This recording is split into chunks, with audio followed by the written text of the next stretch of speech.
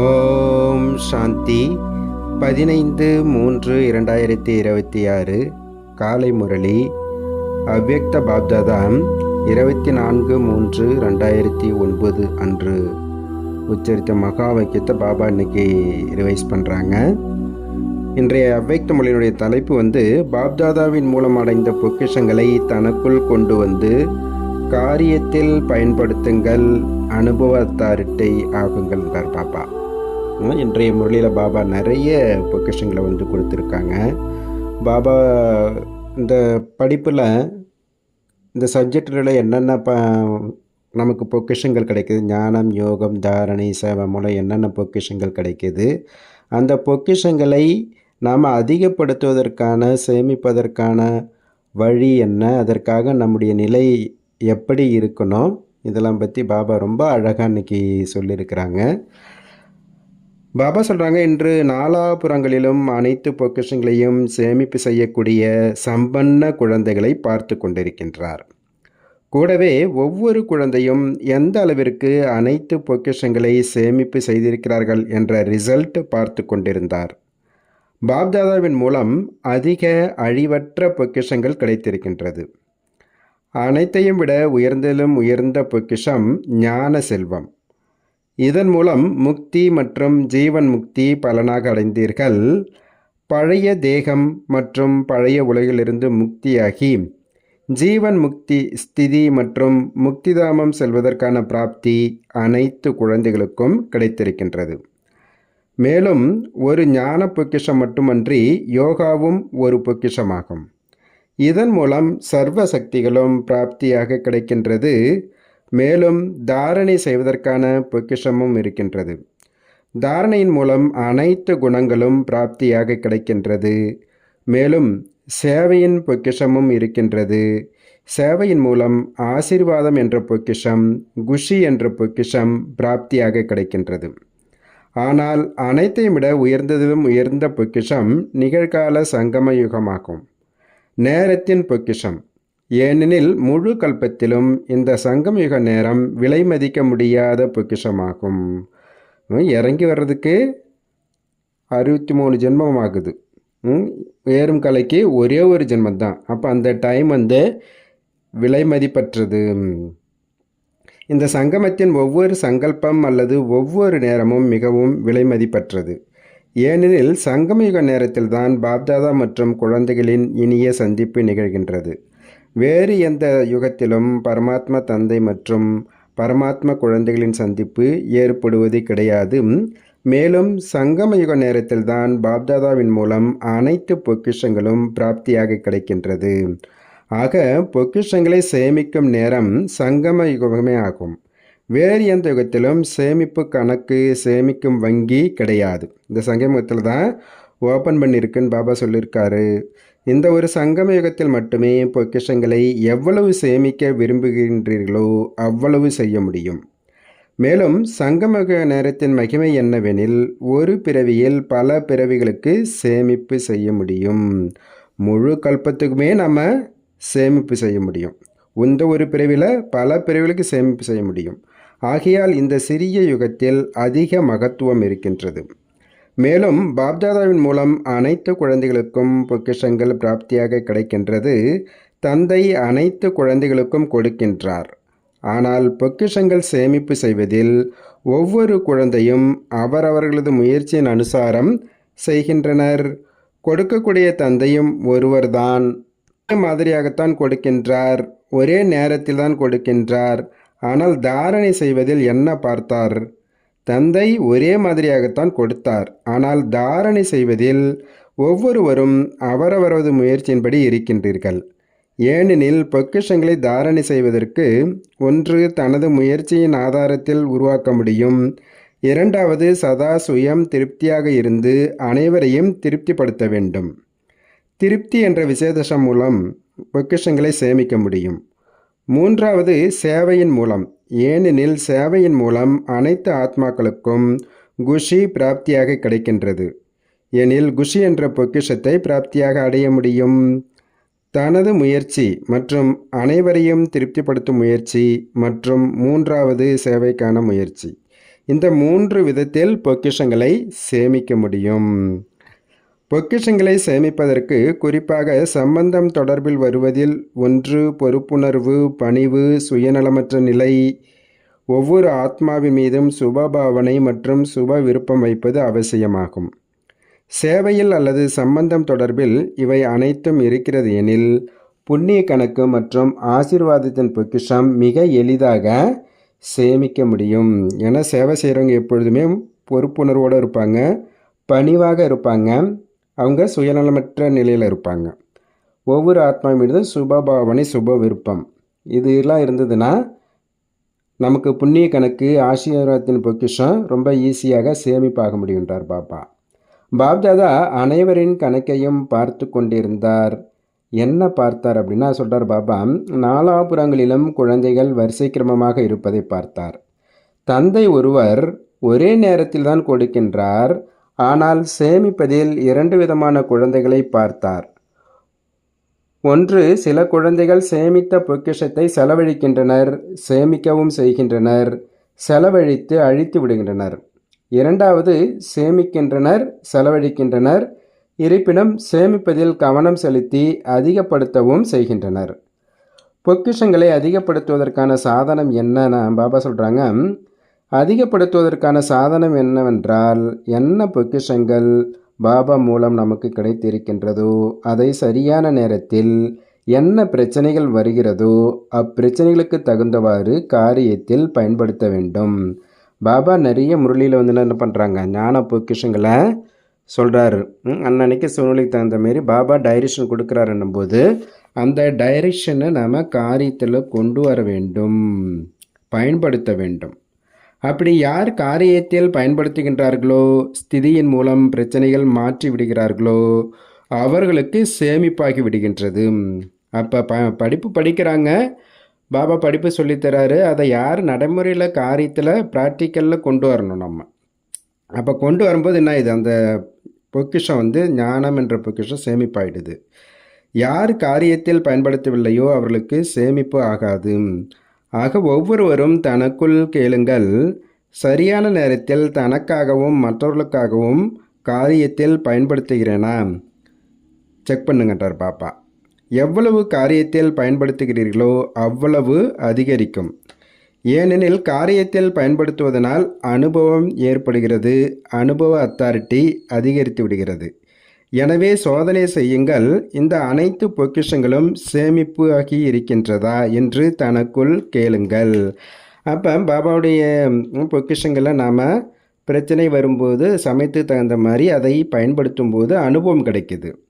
அப்போ அனுபவத்தினுடைய அத்தாரிட்டி கிடைக்கிறதுனால நமக்குள்ளார பொக்கிஷம் அதிகமாகுது. அதனால் பாபா எந்த அளவுக்கு நான் பொக்கிஷங்களை வந்து சேமிப்பு பண்ணியிருக்கேன், அதாவது காரியத்தில் நடைமுறையில் கொண்டு வந்து அதை பலனை நான் அடைஞ்சிருக்கேன், இதை வந்து தனக்குள்ளார கேளுங்கன்றார் பாபா. அதிகப்படுத்துவதற்கான சாதனத்தை சரியான நேரத்தில் காரியத்தில் பயன்படுத்துகின்றேனா, அனுபவ அத்தாரிட்டி அதிகரித்து கொண்டே செல்கின்றதா, இதை செக் பண்ணுங்க. ஏன்னா அத்தாரிட்டியில் உயர்ந்தது வந்து இந்த அனுபவத்தினுடைய அத்தாரிட்டி தான் சொல்லப்படுகின்றது. எனவே ஒவ்வொருவரும் தனது சேமிப்பை அதிகப்படுத்த வேண்டும், சோதனை செய்ய வேண்டும். ஏனெனில் இந்த நேரம் சோதனை செய்து பொக்கிஷங்களை அதிகப்படுத்தி கொள்ள முடியும். இப்பொழுது வாய்ப்பு இருக்கின்றது, பிறகு வாய்ப்பும் நின்றுவிடும், பிறகு வந்து வாய்ப்பு கிடைக்காது. பொக்கிஷங்களை அதிகப்படுத்தணும் விரும்புவீங்க, ஆனால் அதிகப்படுத்த முடியாது. பாப்தாதா பார்த்தார், பொக்கிஷங்கள் கிடைத்திருக்கின்றது, குஷியாக தனக்குள் தாரணை செய்வதற்கான முயற்சியும் செய்கிறீர்கள். ஆனால் பொக்கிஷங்கள் முரளியின் மூலம்தான் கிடைக்கிறது எனும் பொழுது 2 விதமான குழந்தைகள் இருக்கின்றனர். அப்போ பாபா வந்து பொக்கிஷங்களை டெய்லி முரளியில் தான் வந்து கொடுக்குறாங்க. அப்போ அதில் 2 விதமானவர்கள் இருக்காங்க. ஒன்று வந்து கேட்பவர்கள், இரண்டாவது தாரணை செய்பவர்கள்.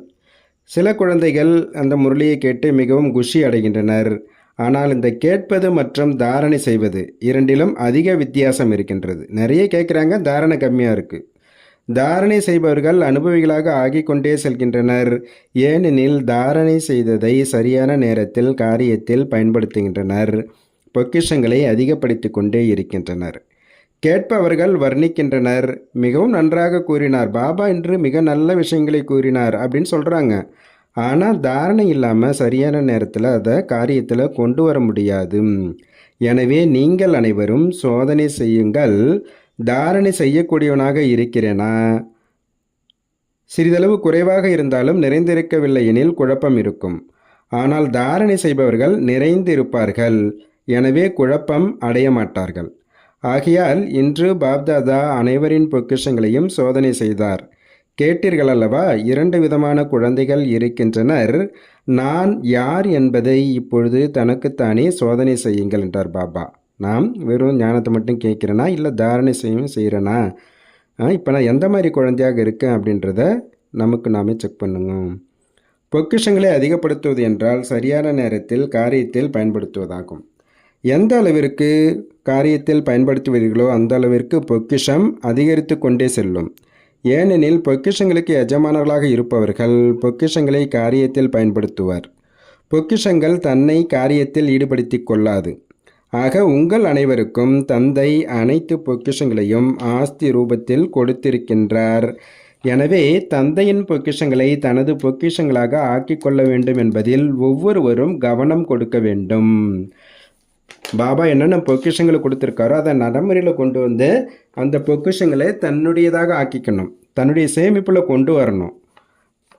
ஏனெனில் எந்த அளவிற்கு பொக்கிஷம் நிறைந்திருக்குமோ அந்த அளவிற்கு நிறைந்த நிலையில் ஆடாது அசையாது இருப்பீர்கள். நிறைகுடம் தழும்பாதுன்னு சொல்லுவாங்க இல்லைங்களா? அந்தமாரி நம்ம எந்த அளவுக்கு பொக்கிஷங்களை சேமிப்பு செய்கிறோமோ அப்போ நம்முடைய ஸ்திதி கூட ஒரே ரசனையாக ஆடாமல் அசையாமல் இருக்கும். பாப்தாதா விரும்புவது என்னவெனில் ஒவ்வொரு குழந்தையும் சம்பன்னமாக வேண்டும், குறைந்தவர்களாக இருந்துவிடக்கூடாது. ஏனெனில் இந்த வாய்ப்பு தந்தையின் மூலம் அழிவற்ற வருமானம் சேமிப்பாக வேண்டும். இது இப்பொழுது மட்டுமே செய்ய முடியும். ஆகையால்தான் இப்பொழுது இல்லை எனில் எப்பொழுதும் இல்லை என்றும் கூறப்பட்டிருக்கின்றது. இது இந்த சங்கமயுகத்தின் நேரத்திற்காகத்தான் கூறப்பட்டிருக்கின்றது. என்ன சேமித்திருந்தீர்களோ அதன் பலனை எதிர்காலத்தில் பிராப்தியாக அடைவீர்கள். ஆனால் பிராப்திக்கான நேரம் இப்பொழுது மட்டுமே. எனவே ஒவ்வொருவரும் தனது சேமிப்பை பார்க்க வேண்டும். யாருக்கு எந்த அளவிற்கு களஞ்சியம் நிறைந்திருக்குமோ அவர்களது கண்கள் நடத்தைகள் முகத்தின் மூலம் தெரிந்துவிடும். அவர்களது நடத்தை மற்றும் முகம் மலர்ந்திருக்கும் ரோஜா போன்று இருக்கும். பாப்தாதா ஒவ்வொருவரின் நடத்தை மற்றும் முகத்தினை பார்த்து கொண்டே இருக்கின்றார். எந்த அளவிற்கு மகிழ்ச்சியாக எந்த அளவிற்கு புன்முறுவலுடன் இருக்கிறார்கள். கண்களில் ஆன்மீகம், முகத்தில் புன்முறுவல் மற்றும் செயலில் ஒவ்வொரு குணம் அனைவருக்கும் அனுபவமாக வேண்டும். எனவே ஒவ்வொருவரும் தன்னைத்தான் சோதனை செய்யுங்கள். பாப்தாதா ஒவ்வொரு குழந்தையின் மீதும் இந்த சுபபாவனை வைத்திருக்கின்றார். ஒவ்வொரு குழந்தையும் அநேக ஆத்மாக்களை பொக்கிஷம் நிறைந்தவர்களாக ஆக்க வேண்டும். இன்று உலக ஆத்மாக்கள் அனைவரும் ஏதாவது ஒரு ஆன்மீக சக்தி கிடைக்க வேண்டும் என்று விரும்புகின்றனர். ஆன்மீக சக்தியின் வள்ளல் பிராமண ஆத்மாக்களாகிய நீங்கள்தான்.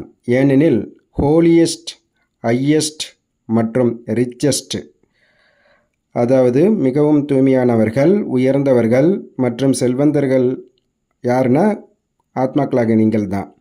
அனைத்து ஆத்மாக்களையும் விட அதிகமான தூய்மையானவர்கள் நீங்கள்தான்.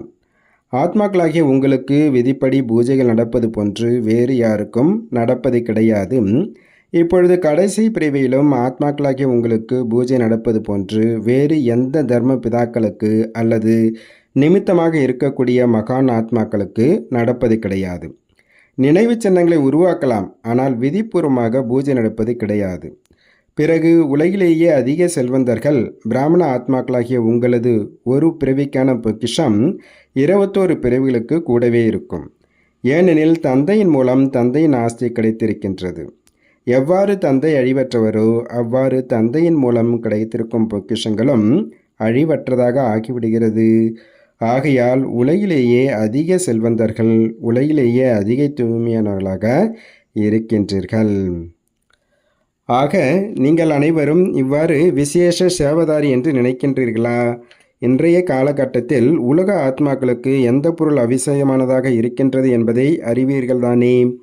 இன்று உலகில் குஷி, சக்தி மற்றும் அன்பு அவசியமானதாக இருக்கின்றது. ஆன்மீக அன்பு விரும்புகின்றனர். ஆனால் பிராமண ஆத்மாக்களாகிய நீங்கள் இப்போதைய காலத்தின் அனுசாரம் வள்ளலாக ஆகுங்கள். மனதால் சக்திகளை கொடுங்கள், வார்த்தைகளினால் ஞானம் கொடுங்கள் மற்றும் செயலினால் குணதானம் செய்யுங்கள். பிரம்மா பாபா கடைசியில் 3 வார்த்தைகள் அனைத்து குழந்தைகளுக்கும் பரிசாக கொடுத்தார். நினைவு இருக்கிறதல்லவா? இந்த 3 வார்த்தைகளை சேவையில் பயன்படுத்தும் பொழுது பல ஆத்மாக்களை திருப்திப்படுத்த முடியும். அந்த 3 வார்த்தைகள் நிராகாரி, நிரகங்காரி மற்றும் நிர்விகாரி. மனதில் நிராகாரி, வார்த்தைகளில் நிரகங்காரி மற்றும் செயலின் மூலம் நிர்விகாரி. இந்த 3 வார்த்தைகளை சேவையில் பயன்படுத்துங்கள். இப்பொழுது உலகிற்கு உங்களது சக்தியின் மூலம் சிறிதளவு உடல்பூர்வமான ஆனந்தம், சுகத்தின் பிராப்தி ஏற்பட வேண்டும். அனைவரும் நிராசையுடன் இருக்கிறார்கள். மேலும் நீங்கள் உலகின் ஆசை நட்சத்திரங்களாக இருக்கின்றீர்கள். பாப்தாதா அனைத்து குழந்தைகளையும் தந்தையின் ஆசை நட்சத்திரங்களாக பார்க்க விரும்புகின்றார். நம்பிக்கை நட்சத்திரங்களாக மட்டுமல்ல, ஆசைகளை நிறைவேற்றக்கூடிய ஆசை நட்சத்திரங்களாக இருக்க வேண்டும். பாப்தாதாவிடம் குழந்தைகளின் அன்பு சதா வந்தடைந்து கொண்டு இருக்கின்றது. மேலும் அனைத்தையும் விட எளிய முயற்சி எது? விதவிதமான முயற்சி இருந்தாலும் அனைத்தையும் விட எளிய முயற்சி அன்பு. அன்பில் முயற்சியும் கூட அன்பான ரூபமாக மாறிவிடுகிறது. கஷ்டம் தெரிகிறது கிடையாது. ஆக தந்தைக்கு சிநேகியாவது என்றால் எளிய முயற்சி செய்வதாகும். அன்பில் நீங்கள் அனைவரும் தன்னை அன்பானவர் என்று நினைக்கிறீர்கள். அவ்வப்போது அல்ல, சதா அன்பானவர். யார் தன்னை சதா அன்பு கடலில் மூழ்கி இருப்பதாக நினைக்கின்றீர்களோ, சதா அன்பு கடலில் மூழ்கி இருக்க வேண்டும். மேலோட்டமாக மூழ்குபவர்கள் அல்ல, கலந்திருப்பவர்கள். யார் தன்னை அவ்வாறு அன்பு கடலில் கலந்திருப்பதாக நினைக்கிறீர்களோ அவர்கள் கை உயர்த்துங்கள் என்றார் பாபா. சதா சதா மூழ்கியிருக்கிறீங்களா? இந்த சதா என்ற வார்த்தையை அடிக்கோடிட வேண்டும் என்றார் பாபா. கை உயர்த்துங்கள். சதாவாக இருக்கின்றீர்களா?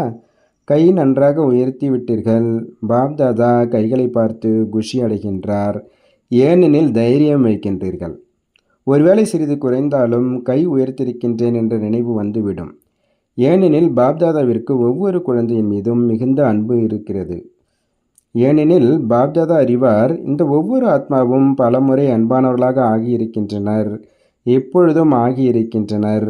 மேலும் ஒவ்வொரு கல்பத்திலும் இதே ஆத்மாக்கள் தான் அன்பானவர்களாக ஆவார்கள். நாம் தான் ஒவ்வொரு கல்பத்திற்கும் அதிகாரி ஆத்மாக்கள் என்ற போதை மற்றும் குஷி இருக்கிறதான்னு கேட்கிறார் பாபா. இவ்வாறு அதிகாரி ஆத்மாக்களை பார்த்து பாப்தாதா உள்ளபூர்வமான ஆசீர்வாதம் கொடுத்து கொண்டிருக்கின்றார். சதா களைப்பற்றவர்களாகி பறந்து கொண்டே செல்லுங்கள். அவ்வப்போது ஏதாவது பிரச்சனை வந்தது எனில் சுய ஸ்திதியை மேலே கீழே ஆக்காதீர்கள். சுய ஸ்திதிக்கு முன் பிரச்சனை ஒன்றும் செய்ய முடியாது பாபா. பாபா சதா நான் ஆகா என்று இருக்கின்றேன் என்பதை சதா நினைவில் வையுங்கள். முயற்சியாளர்களாக இருக்கலாம், ஆனாலும் ஆகா குழந்தை. தந்தையின் ஆகா குழந்தைகள். தந்தையின் கூடவே செல்வீர்கள், எரிந்துவிட மாட்டீர்கள் தானே? தந்தை கூறுகின்றார், ஒவ்வொரு குழந்தையையும் அன்பு மடியில் அமர்த்தி அழைத்து செல்வேன். தயாராக இருக்கீங்களா? வழியில் நின்ற மாட்டீங்க தானே? கூடவே வருவீங்க இல்லையா? ஏன்னா உறுதி எடுத்திருக்கீங்க, உறுதிமொழியை கடைப்பிடிப்பீங்க அப்படின்றார் பாப்பா. இப்பொழுது பாப்தாதா இதைத்தான் விரும்புகின்றார். தனது ஃபரிஸ்தா ரூபத்தை வெளிப்படுத்துங்கள். நடந்தாலும் காரியம் செய்தாலும் ஃபரிஸ்தா ரூப ஆடையின் அனுபவம் செய்வீங்கள். பாபா அந்த ட்ரில் சொல்லியிருக்காரு இல்லைங்களா? ஆடை மாற்றிக்கொள்ளும் பழக்கம் இருக்கிறது தானே? அதே போல் அந்த சரீர ஆடையை மாற்றுவது போல் ஆத்மாவின் சொரூபம் ஃபரிஸ்தா. இப்படி அடிக்கடி அனுபவம் செய்யுங்க. உங்களுக்கு இந்த ஃபரிஸ்தா ஆடை பிடிச்சிருக்கு இல்லையான்றார் பாப்பா.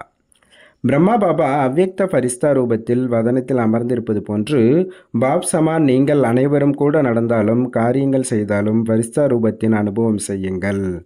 ஏனெனில் ஃபரிஸ்தா ஆன பின்புதான் தேவதையாக ஆவீர்கள். தந்தையின் 3 ரூபங்கள் நினைவிருக்கிறது தானே? தந்தை, ஆசிரியர் மற்றும் சத்குரு. அதே போன்று தனது 3 ரூபங்களையும் நினைவு செய்யுங்கள். பிராமணிலிருந்து ஃபரிஸ்தா மற்றும் ஃபரிஸ்தாவிலிருந்து தேவதை. இந்த 3 ரூபம் பக்கா இருக்கான்னு கேட்கிறாரு. சில நேரம் பிராமணர் ஆடையை அணிந்து கொள்ளுங்கள், சில நேரம் ஃபரிஸ்தா ட்ரெஸ் போட்டுக்குங்க, சில நேரம் தேவருடைய ட்ரெஸ் போட்டுக்குங்க. இந்த 3 ரூபத்தில் இயற்கையாகவே திரிகால தரிசி என்ற இருக்கையில் அமர்ந்து சாட்சியாகி ஒவ்வொரு காரியமும் செய்து கொண்டே இருப்பீர்கள். எனவே அனைவரிடத்திலும் பாப்தாதா இதையே விரும்புகின்றார். சதா தந்தையுடன் இருங்கள், தனியாக இருக்காதீர்கள். கூடவே இருந்தால்தான் கூடவே வருவீர்கள். அவ்வப்பொழுது இருந்தீர்கள் எனால் கூடவே எப்படி வர முடியும்? அன்பானவர்கள் அன்பானவரை ஒருபோதும் மறக்க முடியாது. முழு நாளும் இந்த பயிற்சி செய்து கொண்டே இருங்கள். அவ்வப்போது பிராமணன், அவ்வப்போது பரிஸ்தா, அவ்வப்போது தேவதை. பாபா இன்னைக்கு வரதானம் கொடுக்குறாங்க. மாஸ்டர் திரிகாலதர்ஷியாகி ஒவ்வொரு காரியமும் யுக்தியுக்தாக செய்யக்கூடிய கர்ம பந்தனங்களிலிருந்து விடுபட்டவராகுக. எந்த ஒரு சங்கல்பம், வார்த்தை அல்லது காரியம் செய்தாலும் அதை மாஸ்டர் திரிகாலதரிசி ஆகி செய்தால் எந்த ஒரு காரியமும் வீணானவையாக அல்லது அர்த்தமற்றதாக இருக்காது. திரிகாலதரிசி என்றால் சாட்சி நிலையில் நிலைத்திருந்து கர்மத்தின் ஆழமான ரகசியத்தை அறிந்து இந்த கர்மேந்திரங்களின் மூலம் செய்விப்பதாகும். அவ்வாறு செய்யும் பொழுது அவ்வப்போது கர்ம பந்தனங்களில் மாட்டிக்கொள்ள மாட்டீர்கள். ஒவ்வொரு காரியம் செய்தாலும் கர்ம பந்தனத்திலிருந்து விடுபட்டு கர்மாதீத நிலை அனுபவம் செய்து கொண்டே இருப்பீர்கள். ஸ்லோகன் சொல்கிறாங்க, யார் எல்லைக்குட்பட்ட ஆசைகளிலிருந்து விடுபட்டு இருக்கின்றார்களோ அவர்களே மகான் செல்வந்தர்கள் ஆவார். நல்லது. ஓம் சாந்தி, ஓம் சாந்தி, ஓம் சாந்தி. நன்றி பாபா.